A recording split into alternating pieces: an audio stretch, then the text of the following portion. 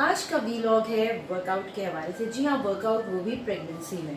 क्या करना चाहिए, क्या नहीं करना चाहिए, इस तरह के बहुत सारे सवालात आप लोगों के जहन में होते हैं। इन्हीं सवालात का जवाब लेके आज डॉक्टर हिना मेरे साथ यहाँ पर मौजूद हैं। बिल्कुल हम बात करेंगे, डॉक्टर हिना गायनोकोलॉजिस्ट हैं। जिस सेगमेंट में आपको हमारा साथ है वो है docty.com।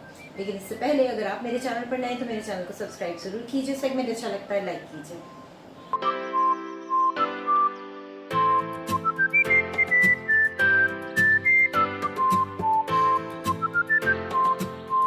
Welcome to my channel painless TV. आइए मिलते हैं डॉक्टर हिना से। अस्सलाम वालेकुम।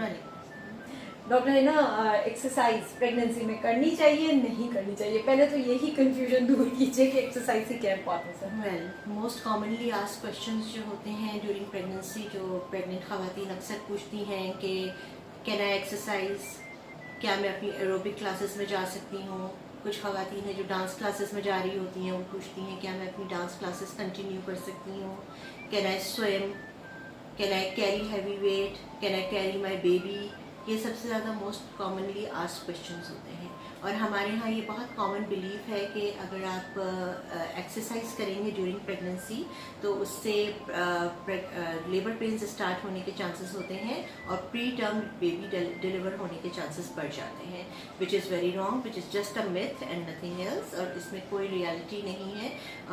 ऑन द अदर साइड जो साइंटिफिक रिसर्चेज हैं उन्होंने ये प्रूव किया है कि अगर आप जितना एक्सरसाइजेस करेंगे ड्यूरिंग प्रेगनेंसी और जितना आप अपने आप को एक्टिव रखेंगे mentally as well as physically, is good for you and is good for your growing baby. सही। अच्छा, जो एक्सरसाइजेस की जाती हैं प्रेगनेंसी में नेचुरली, वो एक इंसान या खातून जो प्रेग्नेंट नहीं होती हैं वो जो कर रही होती हैं उससे यकीनी तौर पे डिफरेंट होंगी। जी, वो एक्सरसाइजेस जो हम नॉन प्रेग्नेंट स्टेट में कर सकते हैं। कुछ एक्सरसाइजेस वैसी हैं जो कि एक सिंपल एक्सरसाइज है, एक वॉक करना, which is a very low impact exercise, लेकिन इट्स वेरी बेनिफिशियल। चाहे कोई प्रेग्नेंट हो या नॉन प्रेग्नेंट हो, चाहे मेल हो फीमेल हो, सबके लिए इज़ इक्वली इम्पॉर्टेंट। और जो जितना कर सकता है वॉक उसे करना चाहिए। और इसके अलावा कुछ ऐसी स्पेशल एक्सरसाइजेस होती हैं जो हम सिर्फ प्रेगनेंसी में एडवाइस करते हैं, और कुछ ऐसी एक्सरसाइजेस होती हैं जो हम बिगिनिंग ऑफ द प्रेगनेंसी में एडवाइस करते हैं, और कुछ एक्सरसाइजेस होती हैं जो हम लेटर पार्ट ऑफ प्रेगनेंसी में एडवाइस करते हैं। सही। डॉक्टर हिना, यहाँ पर ये भी बताइएगा कि एक्सरसाइज करने से क्या बेनिफिट एक प्रेग्नेंट खातून को हो सकते हैं? Well, top of the list ये है कि एक्सरसाइजेस करने से आपके हैप्पी हार्मोन्स सिक्रेट होते हैं ब्रेन में। हैप्पी हार्मोन्स वो होते हैं कि जो डिफरेंट नाम होते हैं उन हार्मोन्स के, उसकी वजह से आपकी एंग्जाइटी रिलीज होती है, स्ट्रेस रिलीज होता है, और आप you feel very light headed आप फील करते हैं, स्ट्रेस फ्री फील करते हैं आप, anxiety is taken good care of. तो इसलिए आपको फिजिकली रिलैक्स करने के लिए happy hormones are very important. सही। देन सेकेंडली ये होता है कि प्रेगनेंसी में अक्सर बॉडी पे स्वेलिंग हो रही होती है, लोअर लिम्ब की स्वेलिंग हो रही होती है, तो वो आप जब एक्सरसाइज करते हैं तो आपकी ब्लड सर्कुलेशन भी बेटर होती है और उसकी वजह से वो स्वेलिंग भी आपकी सबसाइड हो जाती है। ये फ़ायदा होता है। देन आपकी जब आप एक्सरसाइज करते हैं तो आपकी बॉडी में एक नेचुरल रिदम आ जाता है और आपको नींद भी अच्छी आती है रात में, आपको भूख लगती है, और आपका नोजिया और वॉमिटिंग जो कि हर औरत को हो रहा होता है प्रेगनेंसी में, वो बहुत ज़्यादा इम्प्रूव हो जाता है। सही। इसके अलावा lower back pains are very common in pregnancy, तो जब आप बैक की एक्सरसाइजेस करते हैं तो वो लोअर बैक पेन भी आपके रिलीफ हो जाते हैं एक्सरसाइजेस से।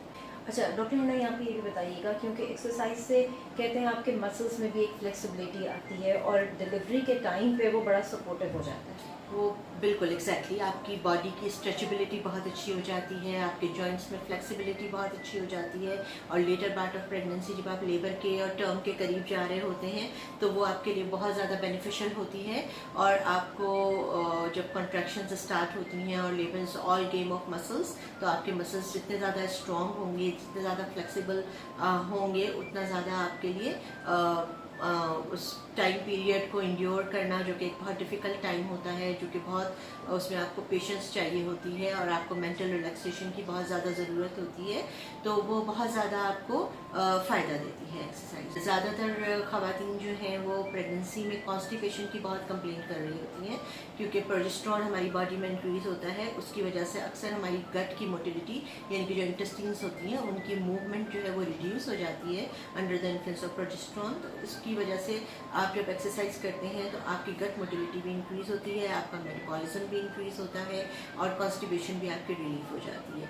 कुछ ख़वातीन जिनको हेमोरॉइड्स होते हैं पहले से, हेमोरॉइड्स हम पाइल्स को कहते हैं, जो कि आपके हो जाते हैं, और अगर किसी को पहले से होते हैं तो ड्यूरिंग प्रेगनेंसी वो और ज़्यादा ख़राब हो जाते हैं, या फिर कभी कुछ ख़वातीन ऐसी होती हैं जिनको पहले से नहीं होते पाइल्स, लेकिन ड्यूरिंग प्रेगनेंसी उनको हो जाते हैं because of constipation and they get worse because of constipation. तो उसको रिलीव करने के लिए आपको कॉन्स्टिपेशन फ्री रहना बहुत ज़रूरी है, तो एक्सरसाइज की वजह से आपको ये भी एक फ़ायदा हो रहा होता है।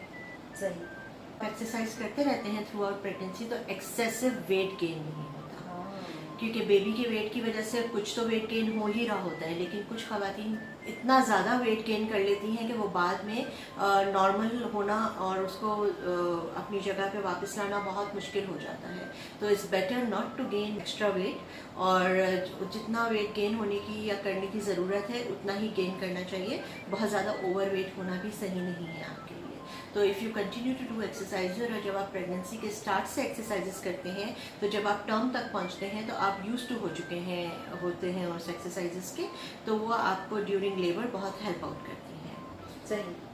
अच्छा, यहाँ पर ये भी बताइएगा, क्योंकि वर्कआउट करना तो कहते हैं वैसे भी अच्छा है, प्रेगनेंसी में भी अगर आपको इजीली बेबी को डिलीवर कराना है तो फिर उसके लिए ये बहुत ज़्यादा हेल्प करेगी। लेकिन इसके साथ साथ ये भी बताइएगा कि ख़वातीन को ये भी पता नहीं होता कि किस टाइम पे वर्कआउट करना है, किस स्टेज पे करनी है, किस स्टेज पे नहीं करनी है।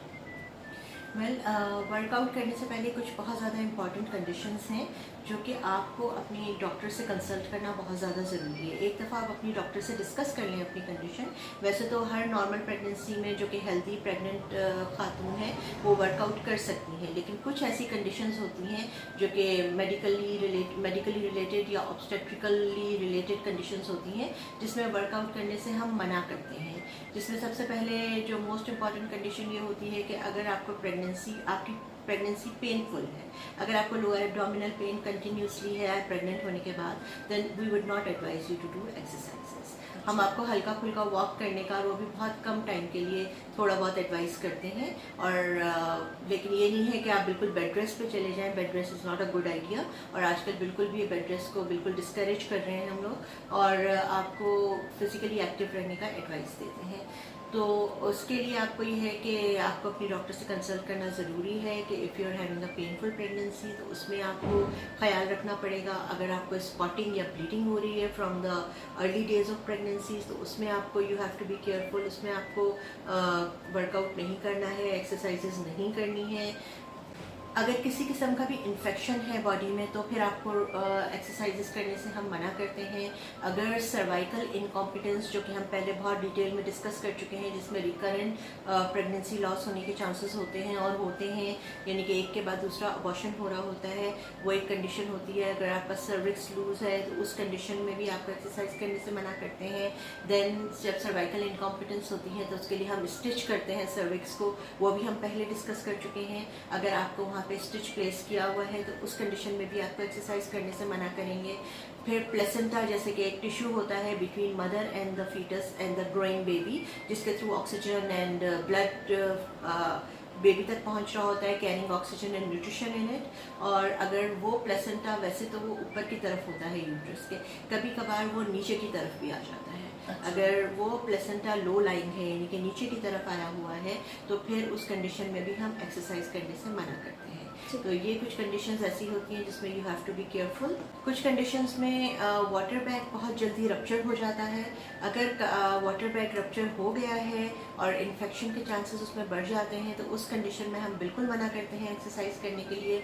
फिर बिल्कुल एक्सरसाइज नहीं करनी चाहिए और आपको मैक्सिमम रेस्ट करना चाहिए।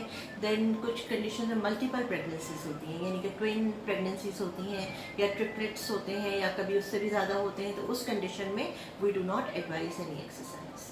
ठीक है।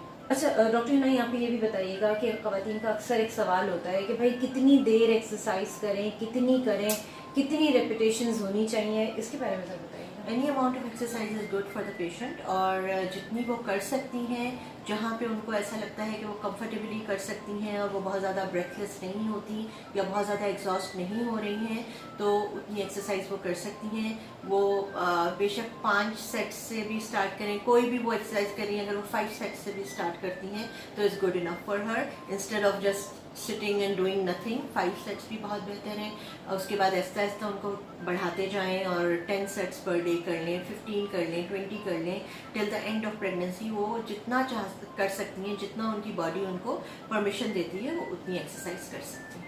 ठीक है doctor Hina, thank you so much, आप मेरे साथ यहाँ पर मौजूद रही और एक्सरसाइज के हवाले से हमने बात की। ये पार्ट 1 है, पार्ट 2 में आप मजीद एक्सरसाइज के हवाले से जानेंगे, लेकिन आज जितना कुछ हमने जाना, इससे जो एक कहना चाहिए रिजल्ट हमारे सामने है वो ये है कि ये लेथार्जिक होके पड़े रहना और कुछ नहीं करना, और अगर कुछ करने को कहते हैं तो पहला जो एक आंसर आता है वो ये आता है, ओ मैं तो प्रेग्नेंट हूँ, मैं तो नहीं कर सकती। तो एक चीज़ क्लियर कर लीजिए माइंड में, प्रेगनेंसी कोई बीमारी नहीं है, ये एक नेचुरल प्रोसेस है और ये हर खातून को फेस करना होता है। लेकिन इसका मतलब बिल्कुल भी ये नहीं है कि आप बिस्तर पे लेट जाएं, कोई काम ना करें। पुराने वक्तों की अगर खवातीन को देख लें तो वो मुसलसल काम करती रहती थी और डिलीवरी से 2-2, 3-3 घंटे पहले भी वो अपना कोई ना कोई काम कर रही थी। बहुत हैवी काम नहीं करना है, लेकिन जो एक रूटीन का काम होता है उसको वो करती रहती थी।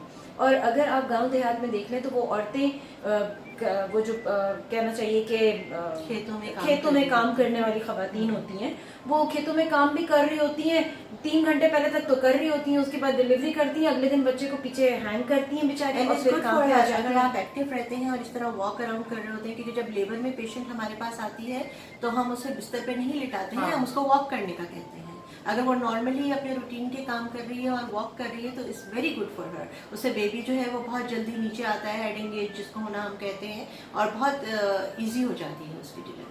सही। तो भाई आप लोग हेल्दी रहिए, हेल्दी वर्कआउट भी करते रहिए, लेकिन आपके जो भी गायनेकोलॉजिस्ट हैं उनसे ज़रूर पूछ लीजिए कि आपकी अपनी कंडीशन क्या है, आया कि आपको वर्कआउट करना है कि नहीं। लेकिन अगर हर चीज़ नॉर्मल है तो फिर workout is excellent for you and for your baby. चलिए जी, इसके साथ ही यहाँ पे व्लॉग एंड करते हैं, पार्ट 2 में फिर मिलेंगे। शरीफा यास्मीन को, डॉक्टर हिना को दीजिए इजाज़त, अपना बहुत ख्याल रखिएगा, अल्लाह हाफ़िज़।